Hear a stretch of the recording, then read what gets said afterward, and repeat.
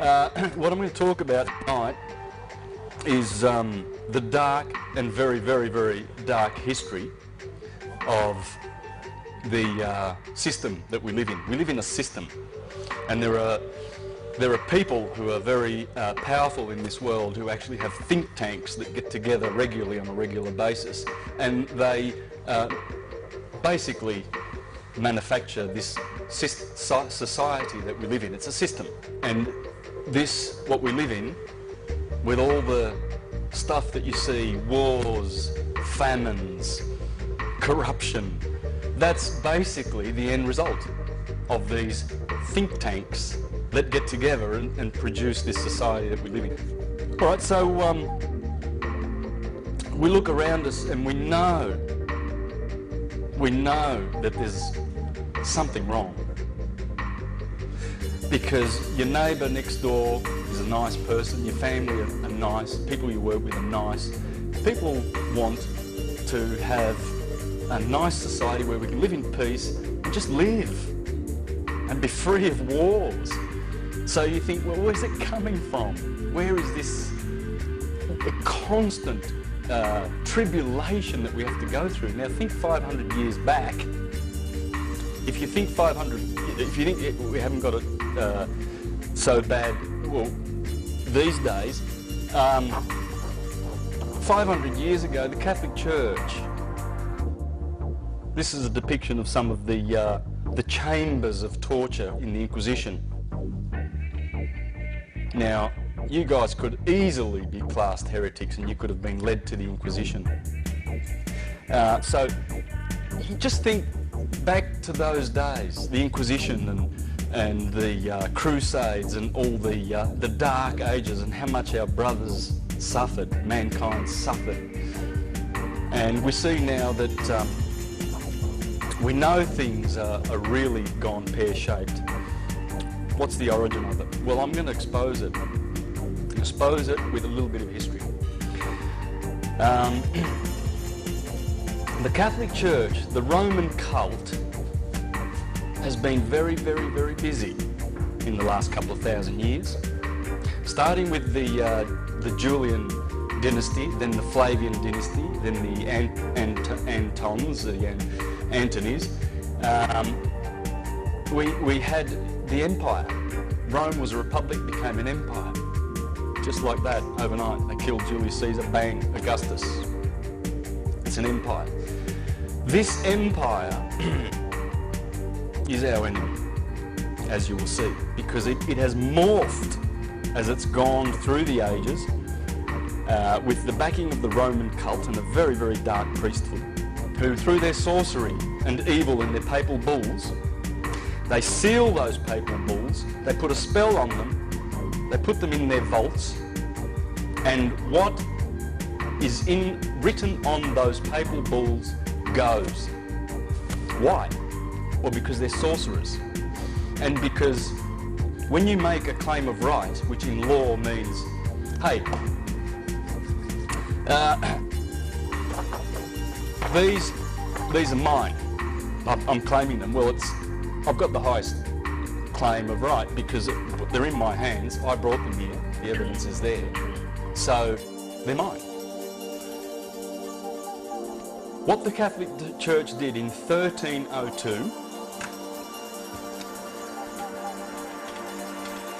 very, very, very, very, very powerful date in history.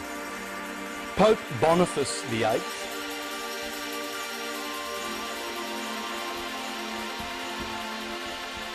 very similar to my name, by the way. My name is Bonacci, and that is, bon means good. Now get this, right? Face means to do in Latin. Do-gooder. This guy was a contemporary of Dante Alighieri. Dante Alighieri, who wrote Paradise, someone help me, the Divine Comedy. He condemned this guy to the bottommost parts of hell for how wicked Pope Boniface is, and you're going to see. This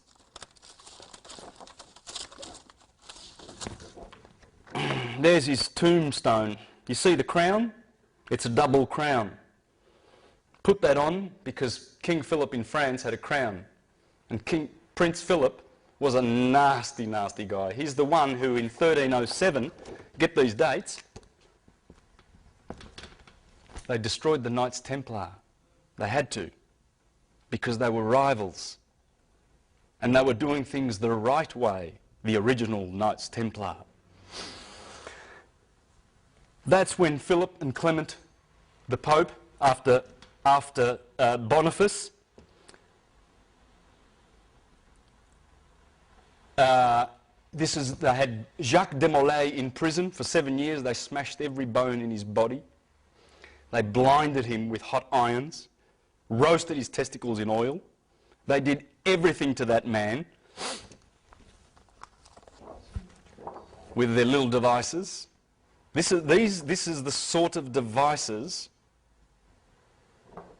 that the Roman cult has used for a long, long time, and they're still using them in a spiritual sense in the courts. And I'm going to show you this. The courts are run by these people. Everything that happens in court is ecclesiastical. Everything. I know a few of you know this, so it's not a surprise, but some of you may not. But what I'm teaching tonight, I only got an inkling of three years ago. But the stuff from these websites, you might want to put these down. These are all linked to my website, universaltruthschool.com. So if you've got a pen, you might want to write this down. I'm leaving this up for a bit. But most of the information that I'm telling you, you can source here. And it's Frank O'Collins in Sydney runs these. And he's going to, he's basically the information comes from here, so you can source that here. Now back to Boniface, our little friend. So he put that second crown on his head to do one up on Prince Philip. So they got together, the Vatican and Prince Philip, and they destroyed the Knights Templar. But here, what happened in this year was this guy, Pope Boniface VIII, in 1302 created the first express trust in history. What's a trust? Well, the Crusaders were going off to Jerusalem, leaving their homes, their palaces and their riches behind. So they developed an idea. They would say to their most trusted friend, I want to hand over my estate to you in trust, and I'm off to Jerusalem, I'm fighting for Christ. That's what the Crusades are all about, isn't it? That's another story. Anyway, so when I come back, you're my best friend, you're the best person to give my property to in trust, so he becomes the trustee, the owner of the property. What would happen was some of these knights would come back, and the guy their best friend that they left these treasures with got used to the treasures and decided that they would keep them. And guess what? The courts would not support the knights because the trustee had the right to keep the property. That's how the trust started. It worked. They worked for most people, but for some of them, they didn't get their property back. What happened was this guy and the Catholic Church, always desiring to control with their inquisitions, decided that they would create the first express trust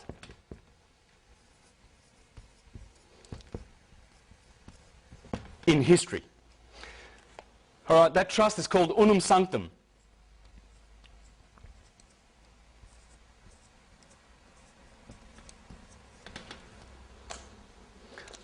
What does the papal bull say that they created to stick in their vault and put their spell on that has cursed us so much, this Unum Sanctum? It says that all the world and all the souls in it are ours. Remember the right of claim? This is mine. Well, a claim of right. They made a claim of right. They rocked up, sitting on top of the world, look around, seeing all these people sleeping, got all these gold in their vaults and all this power, and they said, we own the world. And so they do, because no one has challenged that. No one has challenged unum sanctum, this papal bull.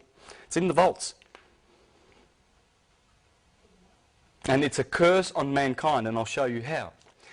This was the first express trust in history. So they have claimed the whole world and all the souls therein. And you will see, by virtue of your birth certificate, that that is the title of your soul that they own in their registries. They have registered you. And that is the title to your soul. So what you're going to learn in the second half of this presentation with Serena is how to collapse those trusts, because it's the only way to get out of the system and claim your dominion as children of God, of the universe, and not as their slaves, as people lost at sea, incompetent, because that's how they consider you when you walk into court, an incompetent, dead, with no soul, because they own it. And those black judges who are priests of Baal, they are ecclesiastical. And I'll show you that after we go through a little bit more history. This is painful history, because if anyone of you have done their history and read a lot, you know, like through the Dark Ages, you'll know how much humanity suffered. Do you remember the Huguenots in France, the Lollards in Scotland, the Collegiants, the Socinians, the Anabaptists, the Waldenses? They started around this time and everything. These guys started the Inquisition at that time because people were waking up back then. But they killed that. Then 300 years later, 200 years later, the Renaissance, that came back through the Hermetic wisdom that they were drawing from Egypt via Hermes, the Hermetica, which created all the geniuses that have ever existed, because every genius has read the Hermetica, because that's where the Bible draws all of its inspiration from. Michelangelo, they were weaned on the Hermetica. What happened? Well, we're going to go through a bit of history to show how they came down on that awakening too. That Renaissance was squashed. This one ain't going to get squashed. This one, people are waking up. We shouldn't be angry about the evil that they represent. It's the fact that they are insane. They're insane. The elite families who control the Vatican and who are behind this corporation, and it's the corporation of the Apostle Peter, because Constantine, we can go earlier than this, we can go to 325, Constantine the Great. Supposedly, hundreds of years later, they found Constantine's donation. And that donation was written to his Pope Sylvester, to his... Constantine was, of course, the emperor. The Pope was Sylvester. And apparently Constantine says to Sylvester in this document, St. Peter is the apostle of Jesus, that Jesus gave the kingdom of this earth to, therefore we're going to claim taxes based on that, on the donation of Constantine. We're paying taxes because of that fictional document, guys. All taxes to Rome.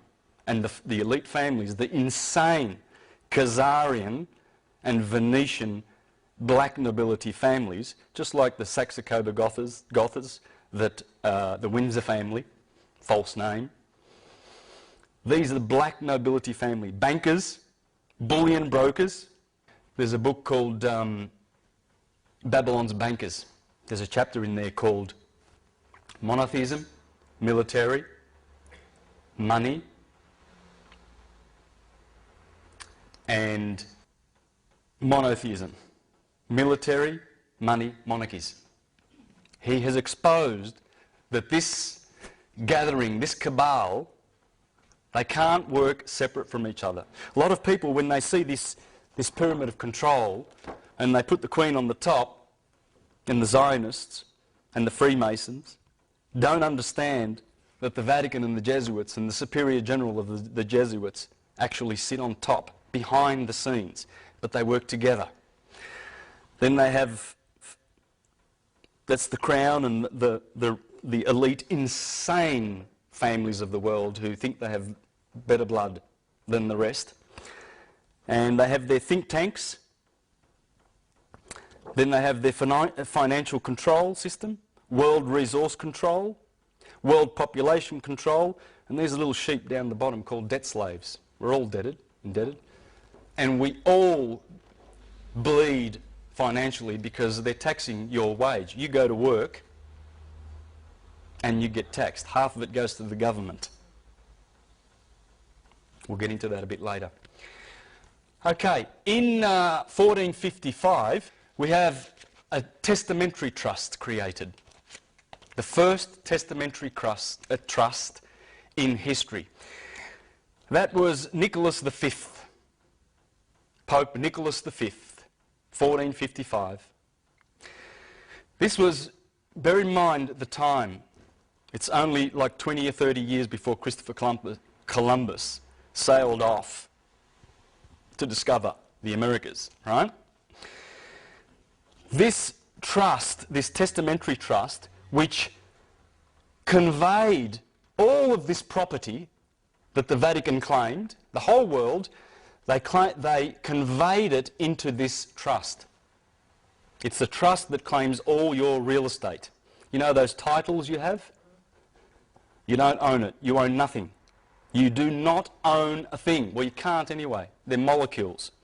They belong to the universe, for a start. But the Vatican knows this. They know you can't own things. You can have right of use. That's all that that title means. You will never own it. Never in this system. In this system, I mean, which is about to end. This one is called Romanus Pontifex.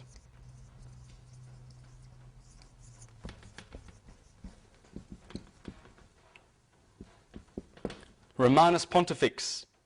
This one is crown. This is where the crown originated. Remember that double crown? That's going to morph into a triple crown because there are three trusts. This is the first one. There's two more to come. See that triple crown? That's called the tiara, the papal tiara, or the triennium, the three kingdoms. What are those three kingdoms? Well, this is one of them. This is their fictional kingdom that they created. Remember Shrek and the king and his fictional characters? Same deal. Exactly the same deal. There it is in modern times. This pope wore it. The last three popes refused to wear it. And there's Pope Boniface. That's him. That's Udante, confined to the bottommost pits of hell. And he and his successor pope did what they did to the Knights Templar. Very important, because they stole the Knights Templar technology and corrupted it like they do with everything for power and control. In 1481, now get this, 11 years before Columbus set sail, another trust. Now these three trusts, by the way, in the incipit of the trust, which is the introductory words of the trust, the testament, or the bull rather, it's the bull, the papal bull. The incipit says, for a perpetual remembrance. That's a trust. All right? Now, this one's called attorney.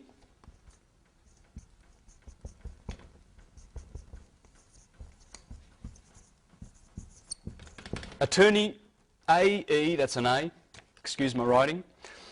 Attorney Regis, the eternal crown. This is Pope Sixtus, the fourth. Pope Sixtus the fourth. And this is the second testamentary deed, trust, deed and will, the second crown of the people, which makes people slaves. This is the Commonwealth. The crown, the Commonwealth was born here. You think these are all English things, don't you? No. The Queen serves the Pope. The Vatican is the most powerful entity on this planet, accepting this. These people, the Knights Templar, or the Temple Bar rather, I forget the year, were granted this. This is in the City of London, the square mile. This land has no title. That is the only land in the Western Hemisphere, or you could say the world, because As you'll see, this system has spread its tentacles all around the planet, but mostly in the court systems, in the Western court systems, which I'm going to show you. So we're going to go to that now in a minute once I get off the history. So when you go to court, you will see it. You'll see it, who they are, those judges and magistrates, who exactly they serve. It's not you. And there's no justice. There is no justice. That's why you wonder when you hear these outrageous things that happen in court. People, innocent people who were speeding or something, who had some marijuana and they're in prison. My God, there's some suffering in our prisons. In 1531, convocation.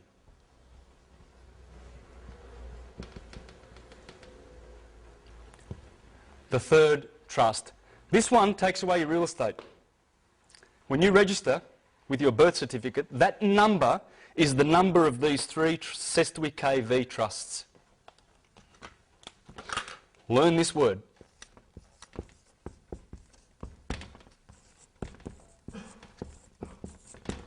That's the name of your enslavement. That, in Latin, is six. Six. Six. Six. There are three of them. That's six in Latin. That's six. There are three CestuiQueVies. CestuiQueVie, or CestuiQueVie. A lot of people say Setui. That's the Triple Crown. They own and sit on the crown. They are the kings of these trusts, which have taken away your real estate, your personal property, and your soul. This is for baptism, for Catholics. That's why they want baptisms. That's why they go around converting. And that has stolen and deprived us of our real wealth. These are worth about $15 million. If you've got a birth certificate in this country, in the Commonwealth of Australia, which is registered with the Securities Stock Exchange Commission in New York, you are a shareholder. Canon law, which I'm going to talk about soon, was established in this country in '83 because something happened in 1975. The Crown of Aragon, which was in England's hand, which is this crown, they had the crown. See, they were granted, this was granted to the Crown of Aragon, Isabella and Ferdinand.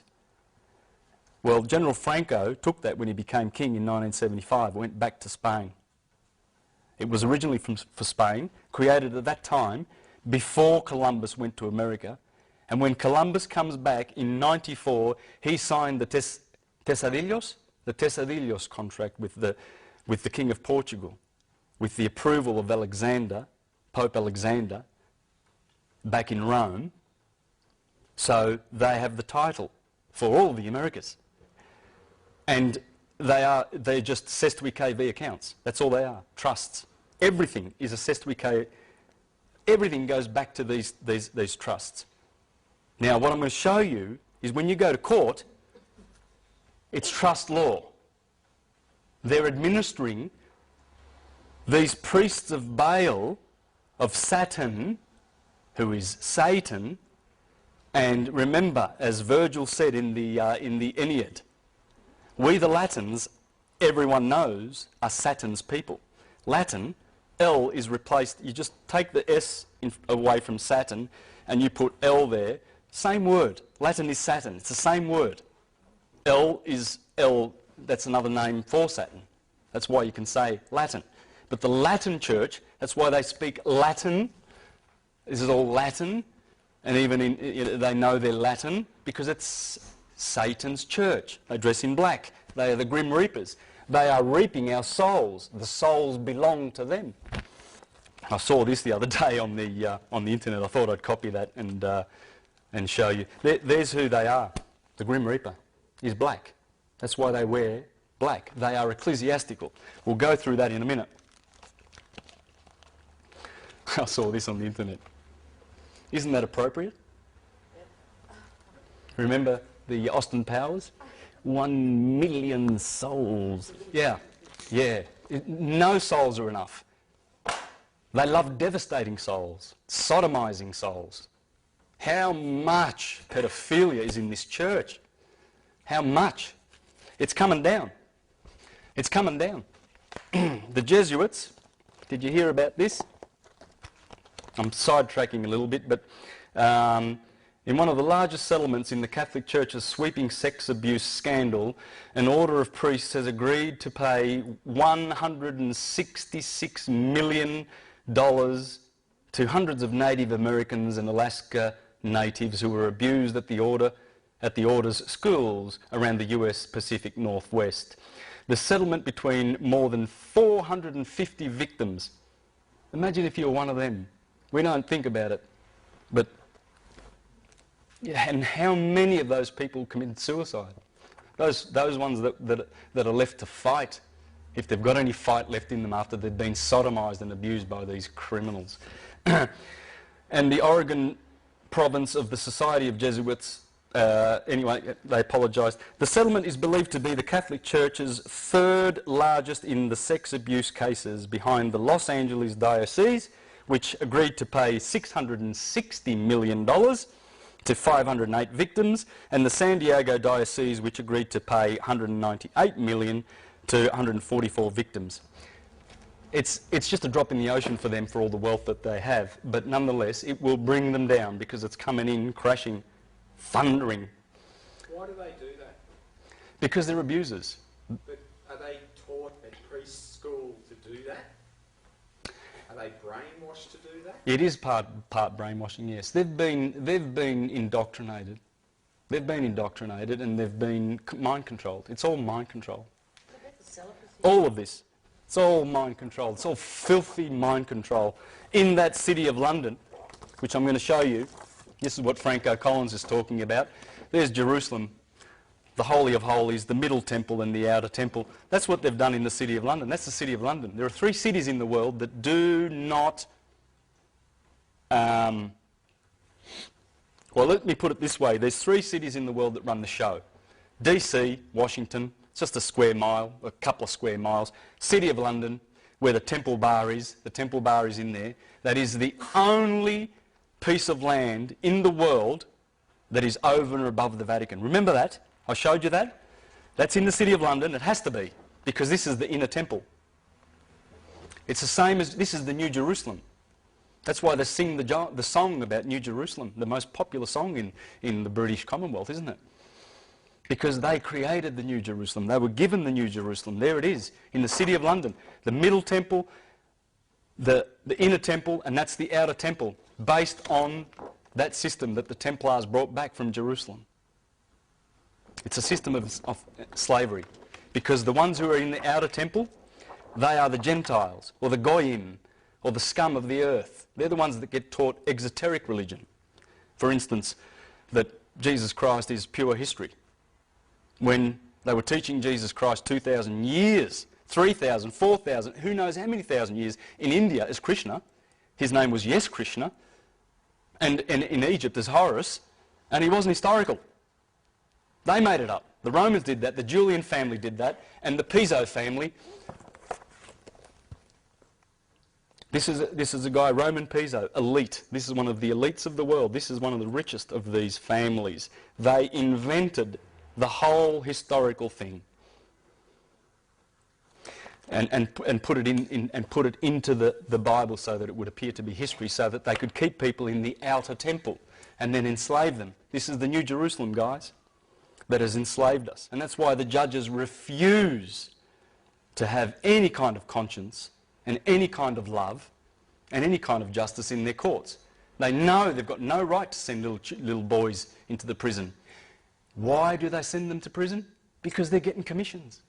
They get $160,000 because they create what's called a constructive trust. When you go to court, they make a constructive trust.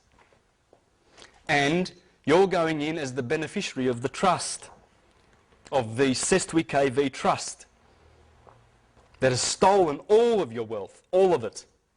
You have nothing until we collapse the trust, and that's what Serena's going to be doing in the second half. She's going to teach how to collapse these trusts. This is the 666, the mark of the beast, the mark of the fool. Because if you're foolish enough as a parent to say, oh, there's my little boy, he's born, and the government says you've got to register him, and, oh, well, we'll inform, the hospitals get $2,000 fee, spot fee, for registering you. That's why the nurses there are you going to register him? Yes, register. What does register mean? Well, I know what that means. That means king. You're giving over to the king. All capitals is a fiction. It's a corporation. And it's connected to this. This is why a lot of people go to court and don't understand why they lose. They don't understand what's going on, the jargon. Well, you're gonna get that. You're going to get that now. First, I want to show you a couple of pictures. That is 1968. That's the Pope. That's Pope Pius IX. That's an army. This is a picture that the Vatican would not like you to see. Comes out of Tony Bushby's book. He's another Australian who's written a lot about the Vatican, the papal billions. That is 1571, I believe. I don't have the information for that. I forget who was the famous painter. I think that's the Bay of Naples. There's 200 warships there. Do you know who owns those warships? They're on their way to fight against Turkey in 1571, an Inquisition, a crusade. That's the Pope's. Look at those ships. That's only a part of the Navy. That has morphed into the US Navy, the Pentagon. They're still doing it. The Inquisition's on, man. It's George Bush and his buddies. They're going for the Pope. That's a sheriff. That's a New South Wales sheriff. That cross is their ecclesiastical duties. They are officers of the Inquisition. This is an officer of the Inquisition, people. He's telling you. Same cross that these Christians, Christopher Columbus, when he landed on the Caribbeans, they wrote letters back to Spain saying there were 3 million people on this island, there's only 200 left. Because Columbus has gone mad, killing people. He was murdering people left, right and centre. They were having an orgy of killing people that didn't repent and choose Christ. An orgy. And the Inquisition went to the American shores. That's Pope Julius being stoned. This is a famous painting, by the way, being stoned by Matthew, Mark, Luke and John for how evil he was. Pope Julius. Good old Michelangelo gave us a nice little picture of Pope Julius sitting on the toilet seat for how much he loved him. There's a good reason why I'm showing you all these pictures. That's what Michelangelo, that's one of his sketches, Pope Julius, for how evil he was.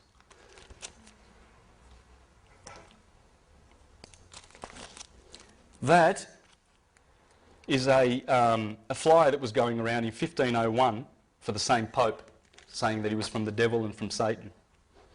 Because why? Because they are. Look at them now. See those SS officers and the Vatican? Look at them blessing the killers, training them in mind control. Go, the CestuiQueVie accounts need to be charged up, we need money.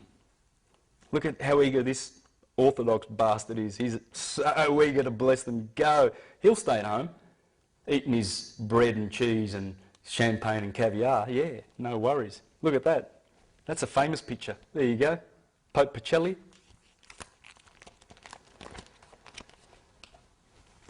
There's a reason why I want to show you that. I want to share that with you guys. Now, let's get into this. What I'm going to do now is show you how the courts work. It's all ecclesiastical. Okay, and this is very sad, but we need to know this. It's cruel. It's absolutely cruel, the poor young boys that go in to court with a lawyer. The lawyer's working for the CestuiQueVie accounts. The prosecution is, the clerk is, and the judge is. And you bring a lawyer with you to prove that you're a ward of the state, that you're lost at sea. So you need a CestuiQueVie account, someone to manage all your wealth. They've stolen it. A court room. So let's make a little courtroom here. We've got the judge here, we've got the clerk over here, and you and the prosecution, okay? Every trust has a trustee, a executor, and a beneficiary.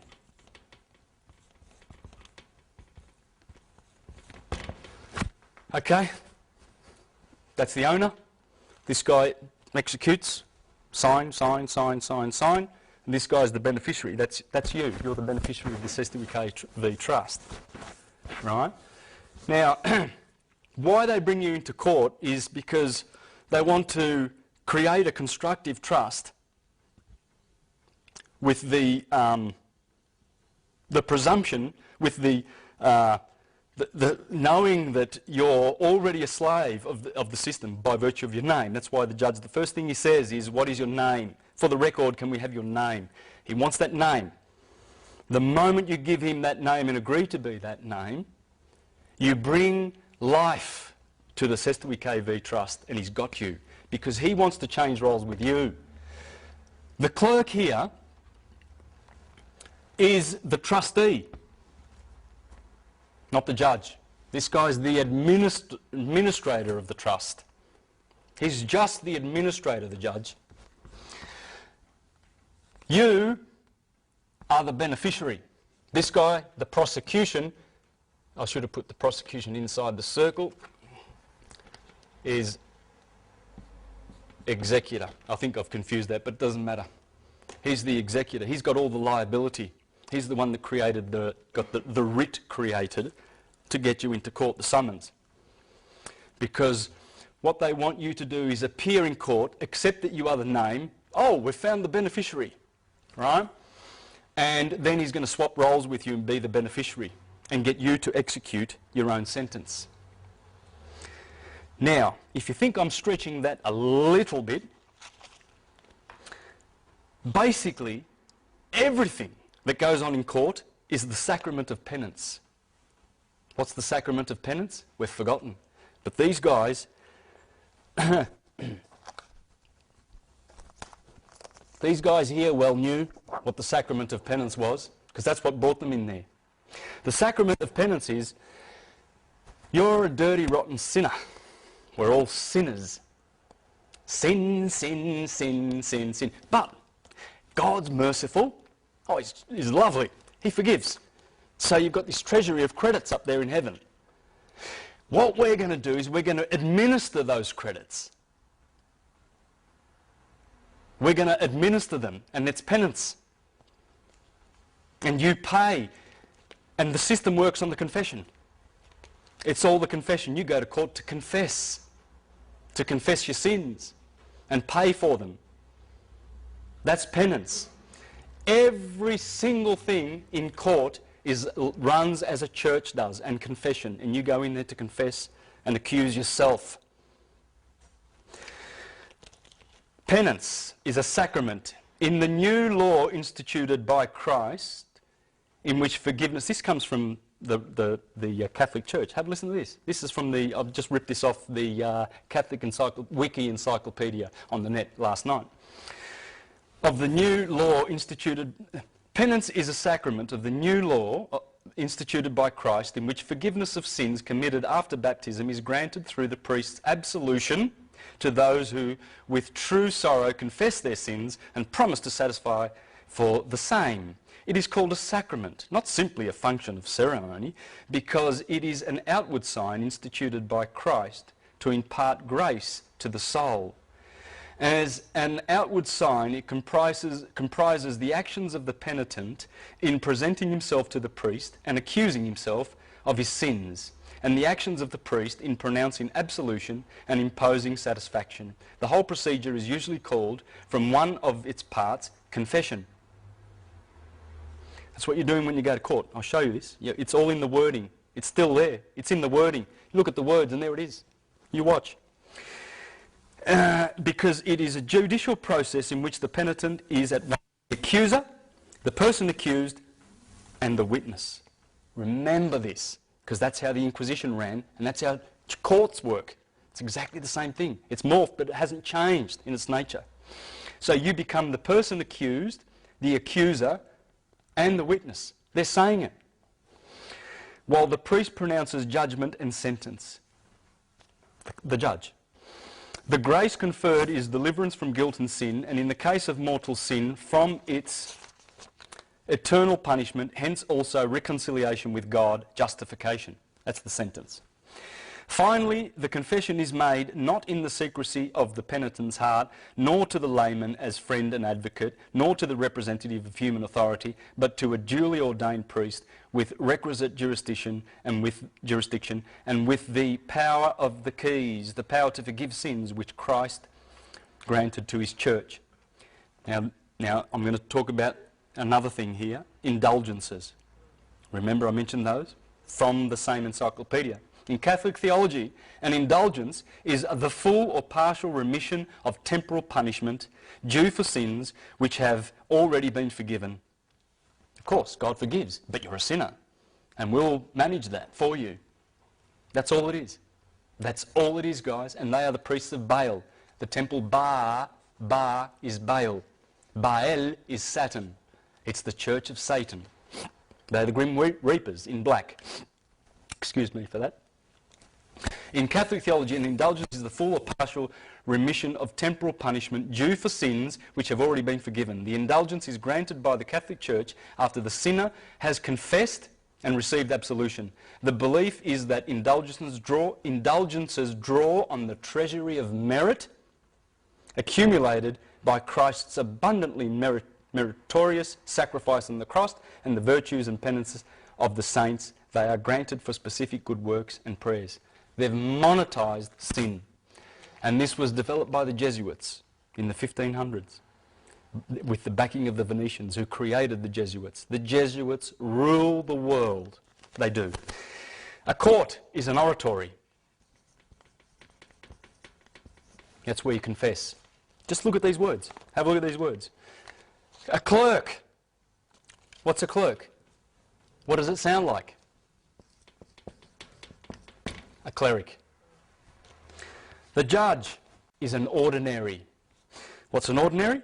An officer of the church who by reason of office has ordinary power to execute the church's laws. That's what the judge is, an ordinary. A case. What's the case? We're going to hear a case today. Hear a case?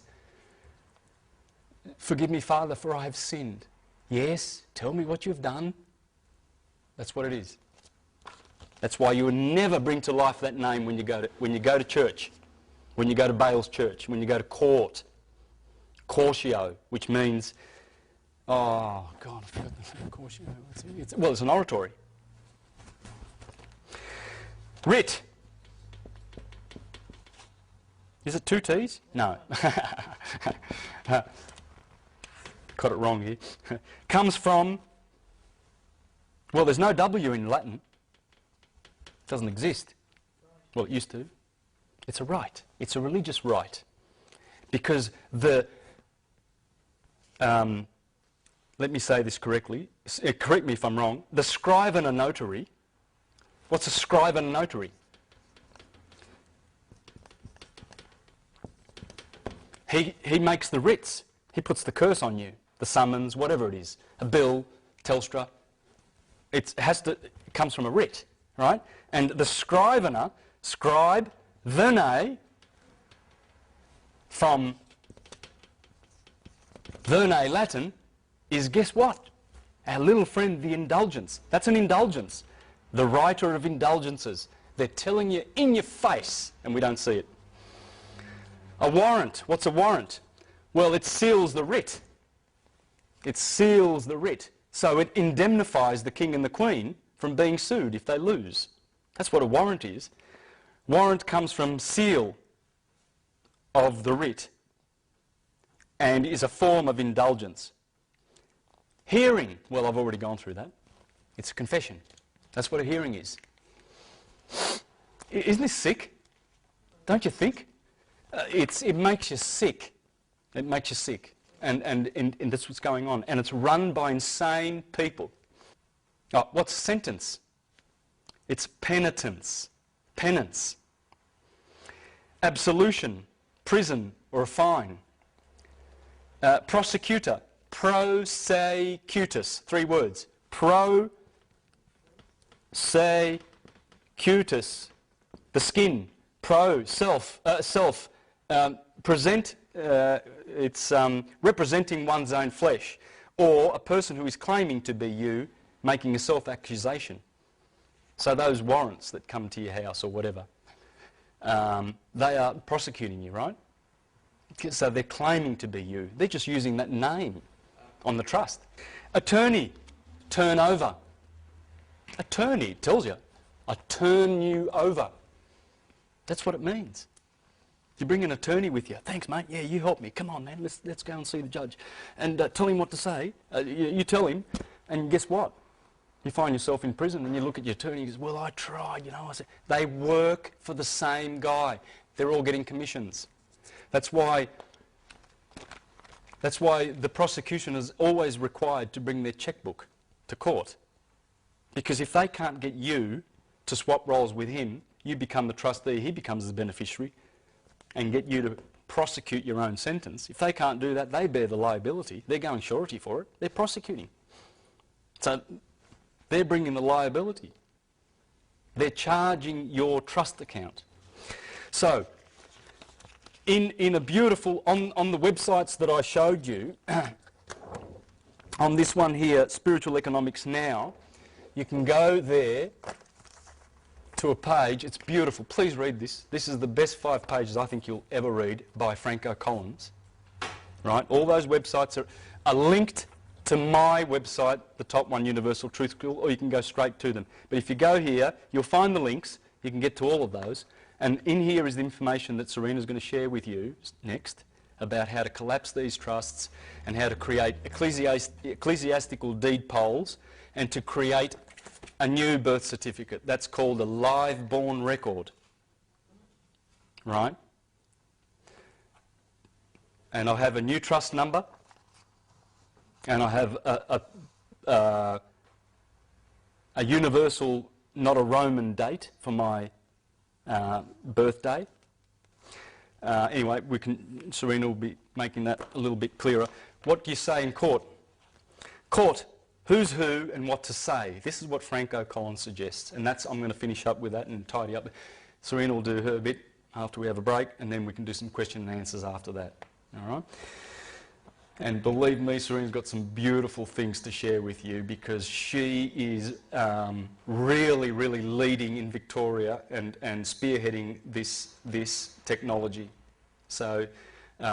But the most important thing, guys, is to get on here. There are audio files. You can listen to, there's about 16 audio files on talkshoe.com, is it? Or .org? It's .com. You'll find it, there's a link to it here in these. There are links to it. But you can download Franco Collins' audio files and learn all this. I've just been learning this in the last 3 months. This is what to say. We all know from our indoctrination, programming and schooling that judges are impartial and have sworn an oath to this effect. This means he must not favour either plaintiff or defendant, but our experience reveals that he does indeed favour the plaintiff, indicating a glaring conflict of interest. That the prosecutor, judge and clerk all work for the state, the owner of the CestuiQueVie trust. So, as the case is not about justice, it is about administration of a trust. They all represent the trust owned by the state, and if we are beneficiary, the only 2 positions left are trustee and executor. There's only 3 positions connected to these trusts. And the state, the Vatican, owns them. So if you detect the judge's impartiality, although I doubt the case will get this far, you might want to let him know that you know this. If you consider court as entertainment, and if you can stand the evil emanating from its offices, the fear, the angst oozing from the walls, and the treacherous atmosphere, then go. Knowing that under trust law, we cannot be trustee or executor of a trust, while being beneficiary, as that would be a conflict. The position of beneficiary may lack clout, but the other positions hold liability. Remember? He brings the writ, he brings the case to court, the hearing, come and confess, you've been accused, talk to the judge, tell him what you talk to the priest of bail, he's dressed in black there all for you, monetising sin, pay, because what they do is they dip in to our CestuiQueVie accounts because they've got our numbers. There's 3 numbers: birth certificate number, tax file number, and social security number. They are the 3 major numbers. There are other numbers. They're the numbers that follow you around all your life for 75 years. That's why they demand that you retire before 75, because these birth certificates, they only run 75 years. Because it's all about banking. This is also about banking, guys. Libya is one of only 4 or 5 nations on earth that still own their dollar. Thank you very much. Say no more. The Rothschilds, they want their banks, they want these CestuiQueVies going, 666, the mark of the beast. They want it all around the world, and they think they're going to bring in a new world order. This is the new world order, because as it morphs, remember Constantine and the Julian evil. How did Julius Caesar get to power? He ran fire departments in Rome, and if you didn't pay, you found that your neighbourhood would get burnt to the ground. That's how he got into power. It's mafia. It's all mafia. It's all, look, there you go. Beautiful couple, aren't they? That is the king of pedophiles. That is the queen of pirates. They've been running the Hudson Bay Company and the East India Company, selling drugs to the Chinese. They're pirates. They ran the pirates. She's the queen of pirates. They hire mercenaries. They hire inquisitional soldiers. These guys are dupes. These guys think they're doing their job and they're doing something good. They've got the afterlife to deal with after they've been persecuting people. That's the private guilds that run this from the Temple Bar. They are above the Vatican. Only these people, because that land was granted to them in absolute.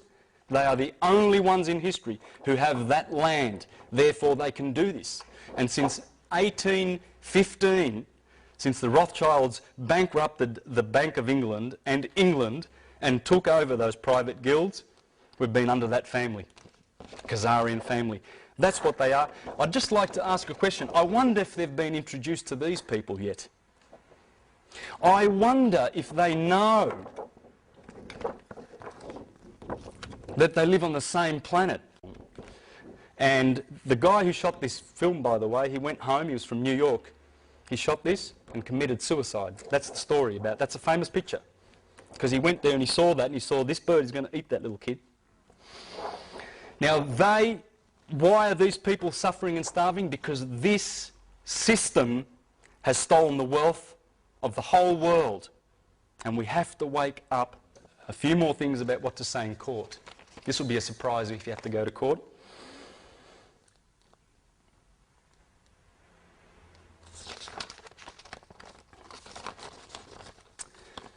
When the name of the trust, example John Doe, is called by the judge ACCA administrator, ACCA trustee, you can stand and ask, are you saying that the trust which we are now administering is the John Doe Trust, Your Honour? And you watch him turn white. The moment you, what's the word? In the moment you just show an inkling of that knowledge, because they are hiding this fact, they are denying that they're operating trust law.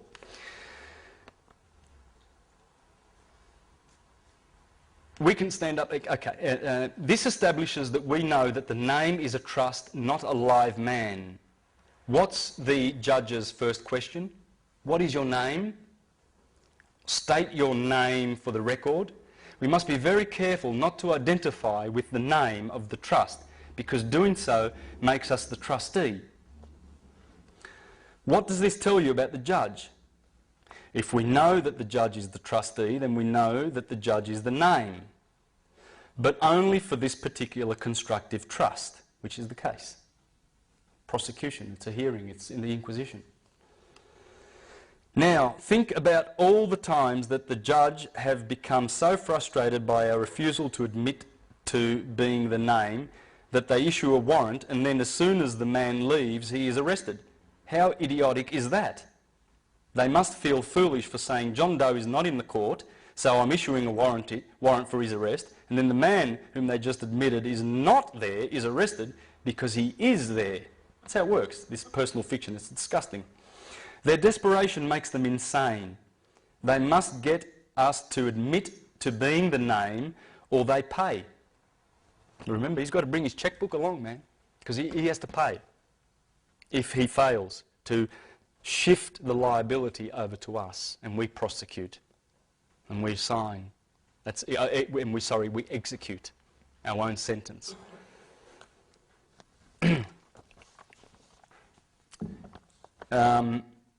This is beautiful, what you're going to learn here. This is really, really beautiful.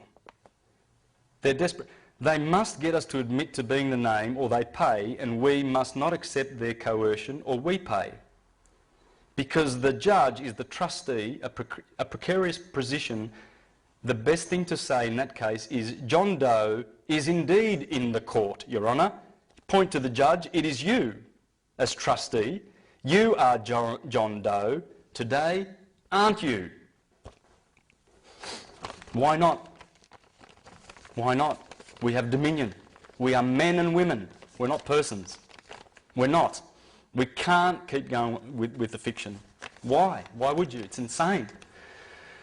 During their frustration over not admitting to being a trust name, the trustee and or executor of the trust, we ought to ask who they are. Before we go any further, I need to know who you are.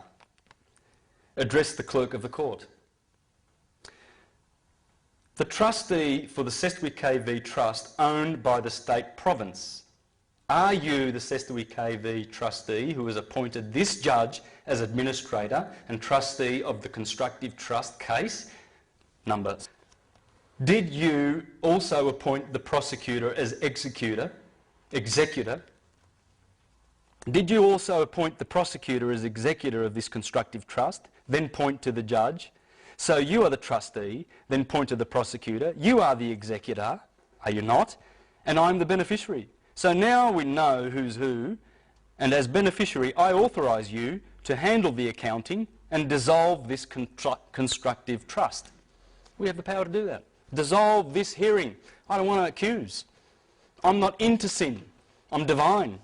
I'm from heaven. One heaven. I'm a spirit. I'm not the dead. This is what they consider us. This is how they do it. Lost at sea, abandoned, filial, minor or incompetent, ward of the state, etc.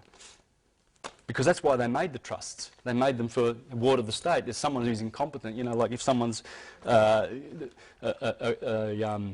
say like a very severely mentally handicapped person and his parents die and his uncle steps in and says, "Oi, I'll look after him, I'll look after him, everything's in trust," and because he loves him and he takes care of him.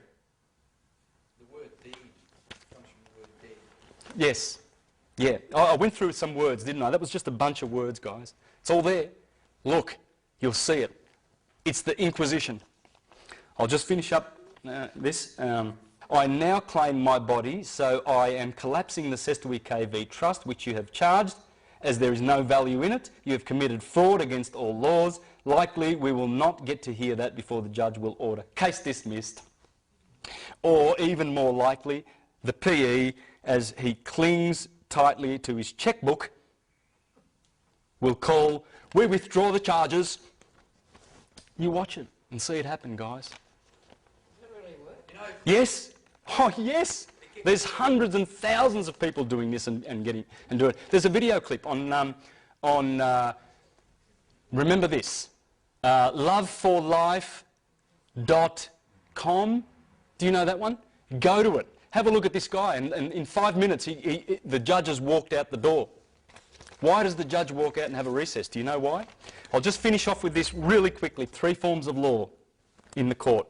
When you go to court and the magistrates, you get UCC. First up, commercial law. They can only fine you here. You can only get a fine. When the judge has a recess, he's not telling you what he's doing. He's changing the form of law. And you can go to prison in canon law. That's the Vatican. That's canon law. It's not common law. It's admiralty law. Admiralty law. This is the second form of law. This is the first one. The third is Talmudic.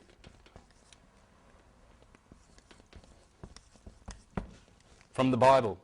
This gives them the priest to send, this gives them the authority as the priests of Baal to send you to your sentence of death. Here they can send you to jail. That's why he runs out of court. You'll see the judge in that video clip on the website, loveforlife.com or .org, whatever, you'll find it. And go down and have a look at the guy, and you'll see how the judge goes, because he got frustrated with this guy. The guy just refused to give him his name. He said, "Are you John Doe?" And he goes, "I'm John." I'll repeat, "Are you John Doe?" He says, "I'm John." "Do you have a family name?" He says, "Oh, I have a family name, but that's not important for today. John will do.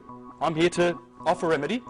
And the judge got so angry. "Sit down!" He's basically yelling. He's telling his dupes, his bailiffs and all these sheriffs and everything to get him and throw him out of the court. And he says, "Don't do that. You'll be dishonouring a court official," because he'd already given his documents to the bailiff. And once those documents are on that bench, that's it. They can dishonour that. And it's very, very dangerous. Anyway, the judge got frustrated and he goes, "We're going to have a recess."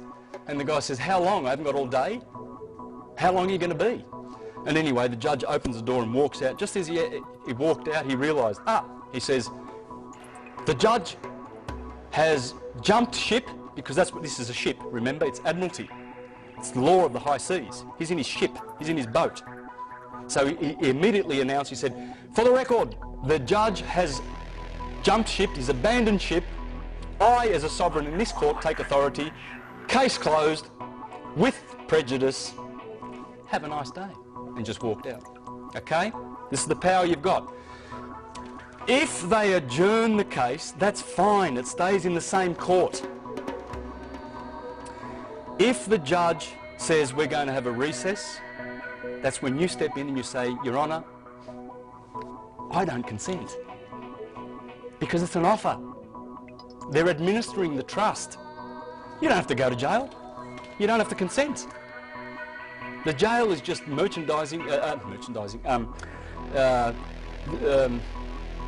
a warehouse where they put the goods, where they store the goods. That's all it is. You're just the goods, because you are their goods. So that's the power you have. You don't consent. And you can always relay to the judge that if you want to have an appeal, if you say to the judge, "I seek an appeal for I seek leave for an interlocutory appeal on a matter of law," remember that sentence, "I seek leave for an interlocutory appeal on a matter of law," if you say that, then the judge is going to be very, very reluctant to let you go to appeal, because then he misses out on his commission. It's all about commissions. They're getting paid and they're addicted to the payments that come from it. The thing is about honour. You can call the judge your honour, you know, because if you have more honour than the prosecution, who are liars, and if you go in there honourably in every way, treat the judge with respect, and you will win.